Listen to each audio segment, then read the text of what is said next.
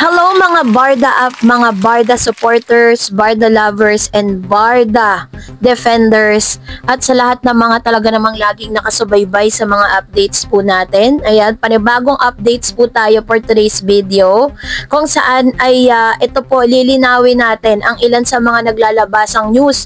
Kasi matapos pong lumabas ang ilan sa mga behind the scene videos and photos na meron po si Barbie Forteza and David Licauco doon po sa kanila pong event na pinagsamahan. Ang dami pong mga kuda, no? Ang dami pong mga observation na negatibo patungkol sa dalawang ito. So, let's make those negative feedbacks into positive, no?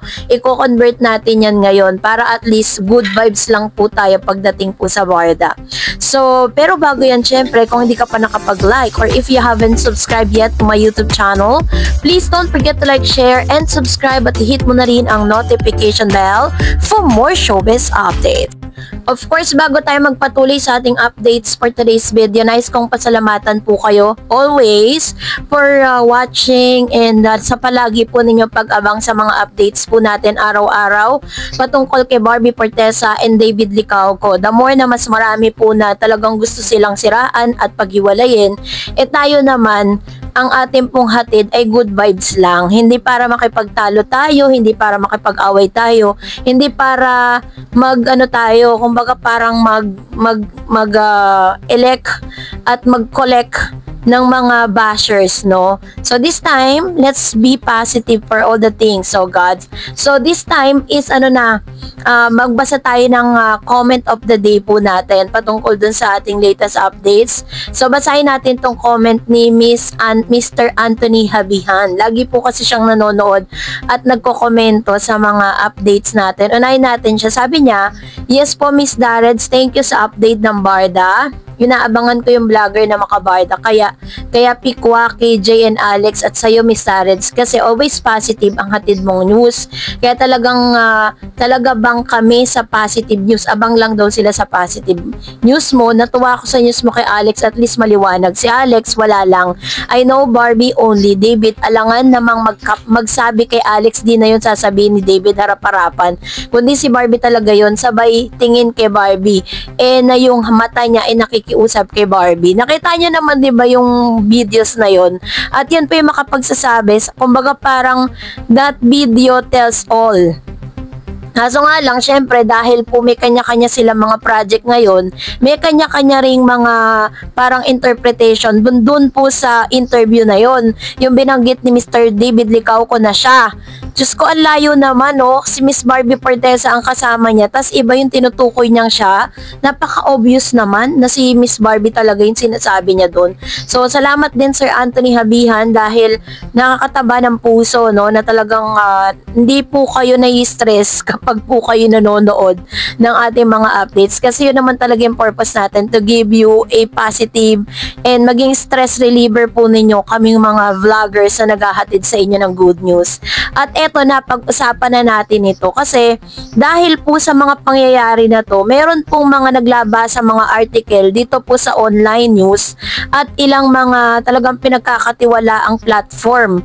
Sabi po ng isang article sa Abante Tonight, ayan, nabasa ko po siya. Sabi dyan, may ang observation po nila dahil po doon sa pagsasama po ni David at saka ni Miss Barbie Forteza doon po sa kanilang katatapos lang na promotion events ng McDonald's is kakailangan daw. Ito na. Ang title po ng article is David Licauco naiilang na kay Barbie Forteza. It was posted last August 22, 2025 kahapon. So ito po yung nilalaman ng news. Sabi niya, chika ng aming source nung dumalo raw sa isang event sina Barbie Forteza at David Licauco ay hindi sila magkatabi kahit magkasama sa isang dressing room.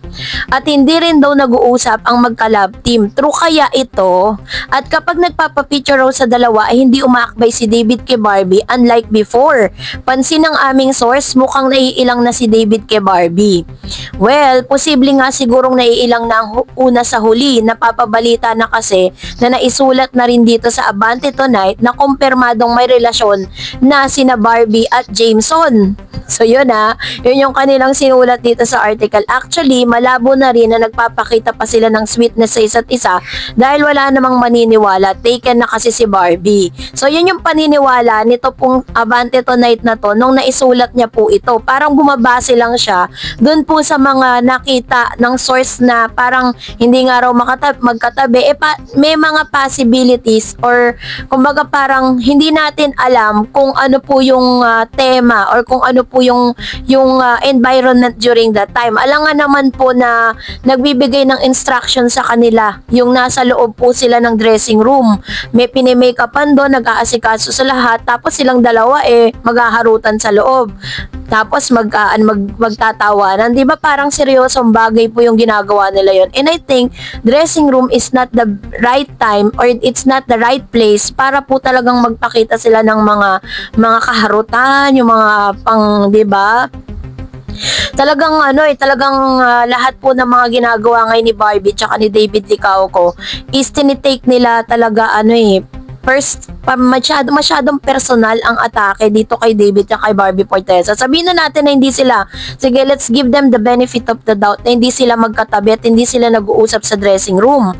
Well, in fact, nakita naman natin sa ilang mga videos kasi doon lang sila nakabase. Doon lang po yung pinagbasihan nila ng kanilang balita. At dahil sa hindi nila pag-uusap, tapos parang naiilang daw si David, ngayon, parang kinukonclude nila na meron nang relasyon itong si Jameson tsaka si Barbie Forteza. 'Di ba parang ang labo lang, 'di ba? Parang kailan lang po nagkaroon ng friendship, na buong friendship itong si Jameson tsaka si Miss Barbie Forteza ganun agad. 'Di ba nga kasasabi lang ni Miss Barbie na parang ini-enjoy niya po yung solo era niya tapos may mga ganitong balitang naglalabasan. So, hindi ko talaga alam kung saan nila kinuha at paano sila nakakapag-create ng ganitong klase ng news, no? At hindi ko alam kung sino yung mga source nila sa loob na parang ganito yung observation nila. Pero, syempre, katulad, like, example po, may kanya-kanya kasi tayong interpretation. Maaaring ito ang interpretation ng Abante Tonight for them. Pero meron din namang interpretation ng iba, no? Tapos meron pang isa pang nilabas na parang ito pong remate online. Sabi niya, alam mo, lagi ko po itong nakikita na parang lagi niyang title na ang barda daw ay bubuwagin na. Lagi pong ganun yung title niya. Sabi niya dyan, ito po yung nilalaman ng balita. It was posted last August 23, 2025. Tapos sabi niya po dito na mukhang ganito na nga ang patutunguhang direksyon ng nasabing tambalan. Ito na rin kasi ang gustong mangyari ng mga fans, ang paghiwalayin na sila and let them be on their own. Gusto daw ng mga fans, baka gusto nyo yun. Huli na nga nilang pagsasama ang teleseryeng Beauty Empire sa GMA. Huli na daw, baka magulat sila magka-movie ang barda. Nag-uumpisa na nga rin ang kanilang pagkanya-kanya. Streaming this September on Netflix ang Kontrabida Academy with Barbie in the cast minus David. May pelikula rin gagawin si Barbie with Eric Quezon, Charo Santos, and details of which have yet to be released. As of for David, may teleserye silang nakatakdang gawin ni Jillian Ward, which is yung sinasabi kasi, Never Say Die nga ba ang pamagat ng action series na yon? Yes, di ba? Hindi pa siya sure. Kung sa bagay, navigating one's career ng walang katambal is inevitable. Alangan naman puro barda shows na lang, lalo't carry na naman nina Barbie at David na mag-solo at mamuhay ng wala sa anino ng isa't isa. Which is true. Ito po, naniniwala ko sa kanya na hindi po panghabang buhay na lagi po silang magkasama as barda. Kailangan po nila ng tinatawag na career growth. Kaya po meron silang kani-kanilang mga solo era. So, dito po nila kinuha yung kanila pong conclusion na bubuwagin na raw ang barda, which is bagay na hindi ako makapaniwala dahil sila po ay mga talagang ang dami pong fanbase ng barda tapos bubuwagin ng GMA. Mukhang ganito ang patutungan ng direksyon ng nasabing tambalan. Ito na rin kasi ang gustong mangyari ng mga fans, ang paghiwalayan sila. So, huli na nga silang, yun, sinabi niya nga, no. Tapos sabi niya ba dito, kung sa bagay, alangan naman puro barda shows na lang daw ba ang panonoorin natin patungkol sa kanilang dalawa. Marami naman talagang pwede pang may ibubuga pa naman talaga si Miss Barbie Fortes at David Licauco when it comes to acting. Kaya talagang ang pwede lang nating gawin is supportahan po sila. At wag na tayong dumagdag doon sa mga bashers. Let's be, yung parang supporters po nila on their solo era. And kung ayaw nyo po silang supportan sa kanila mga solo era, that's your decision. So kung gusto nyo lang supportan si Barbie alone, pwede rin naman. Kung si Miss Lagi lang po tayo maging positibo sa lahat ng mga nangyayari ngayon kasi alam ko po na in God's perfect time and in due time, makikita po natin na talagang meron pa rin naman silang proyekto together at magkaibigan pa rin naman sila, hindi rin naman po nabubura yun, 'di ba? At the same time is marami pa rin naman chance sa magkasama sila, lalo na po sa mga endorsement, ganyan, 'di ba? So, kaya naman wag po tayo masyadong ma-stress. And that's it for today. For more videos and updates, please don't forget to like and subscribe, and please don't forget to follow my Facebook page, Dar Eds TV. God bless everyone.